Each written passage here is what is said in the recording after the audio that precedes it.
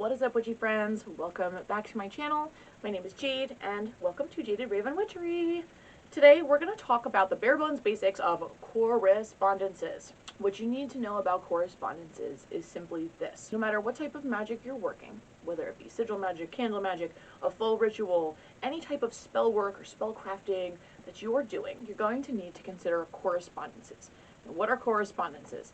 They are simply different things that correspond with what you're trying to do. So we're going to go over some that you should consider, and I'll go over just some basic correspondences to give you some ideas. So some things to consider would be the yearly cycles, the wheel of the year.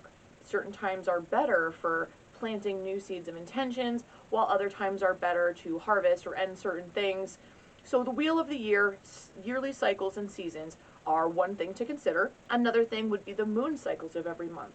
Every month the moon waxes and wanes, and during the full moon is a perfect time for constructive magic, constructive spell work, while the new dark moon is best for destructive magic, curses and baneful magic, things like that. So that is something to consider. So you can plan that accordingly.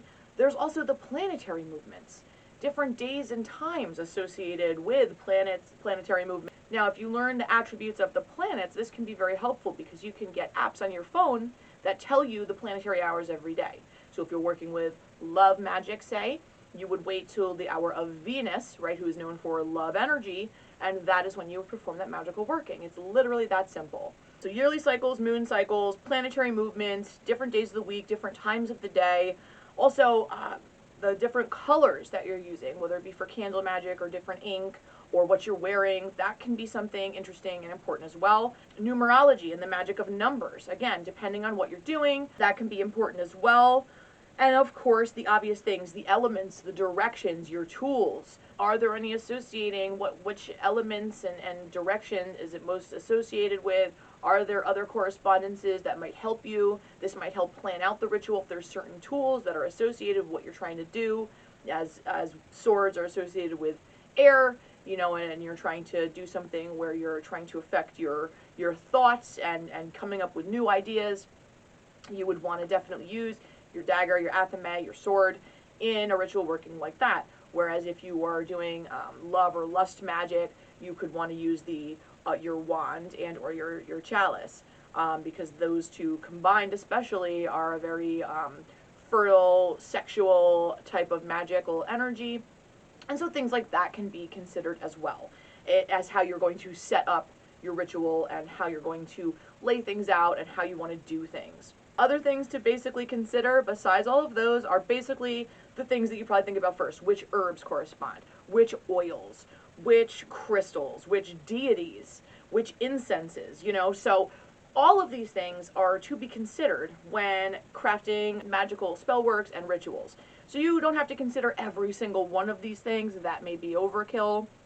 But if you want to align things with certain planetary elements or different times of the moon cycle or year, as well as the other correspondences, that's totally appropriate and acceptable. You know, you can do what you will with this information, but those are things to consider, and that can help quite a bit in rituals and spell work and keeping things original and unique, powerful, and actually work well. Because when you are working with these cycles of the earth, of the planet, of the universe and the galaxy, things tend to go a lot better.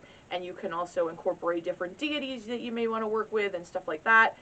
That's a little bit more advanced, but that gives you an idea of what correspondences are and how can you incorporate them to make your magic more powerful. So basic correspondences of color. So red energy would be love or lust. Sexual energy can also be very powerful, Mars energy, where orange can be associated with enlightenment and things like that. Fire, fertility, sacral chakra, birth, the solar plexus. Yellow can, again, enlightening things, bringing light to a situation, happiness, pure truth, your holy guardian spirit or your holy daemon. These things are all associated with that yellow.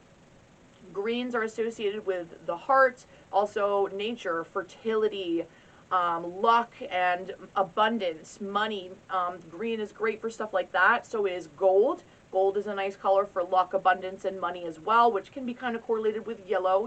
Blues are associated with psychic work, intuitive work, emotional work, water, and also, you know, for air, air can be white, air can be blue. Violet or purple is, again, spiritual, psychic, intuitive, very mystical. It's associated with, you know, indigo with your third eye chakra, and violet for your crown chakra. So this association with the deities and higher energy is with violet, and violet to white. White's also healing and purity, while black can be protective, but it can also be baneful magic, curses, etc. The numerical correspondences would be 0 is the very beginning. It's all a whole new opportunity, a new cycle begins, while the 1 is pure potential. It goes into the 2. 2s are about duality, about teamwork. 3s are about learning, building, constructing. You know, 4s are about stability. 5s can be conflict and strife. 6s, again, smooth back out the balance. And, you know, there's so much interesting stuff about numerology. 8s are typically about having to work a lot, put in a lot of work and energy. You know, the 9s into the 10s are about learning lessons and learning to close out cycles. It's just really interesting. And then, of course, you have 11s, which is like very twin flame, and it associates with other things as well, our own dual nature, our own shadow selves. And again, repeating numbers also have different meanings. So that's quite interesting with numerology. Now you can use this as far as like calendar dates, or you can just use it in like sigil magic or different things. However many of whatever you're doing, it can play a part definitely in however you're, you know, arranging things and doing things. And planetary energy. Earth is very much earthy, abundance, fertility, while Mars is more about anger and rage and power, strength, warrior energy. Venus is about love and nurturing, you know, and they're masculine and feminine as well, the planetary energies. And it's all very, very interesting to really look into these different correspondences and what you're trying to do. There are correspondences between the Kabbalah and tarot and the runes and all sorts of crazy stuff that like blows my mind, you know. So it's interesting to really look into this, because you start to see how many things are connected and interwoven, many different practices. And I think it's important, and you know, to learn all of these different ways things can correspond. And it's important to consider when you're planning on when you're going to practice your magic, your spell work, when you're going to do these different things based on the year, the moon, days and times, what the planets are doing, etc., as well as the elements that you put into the ritual and spell itself, okay?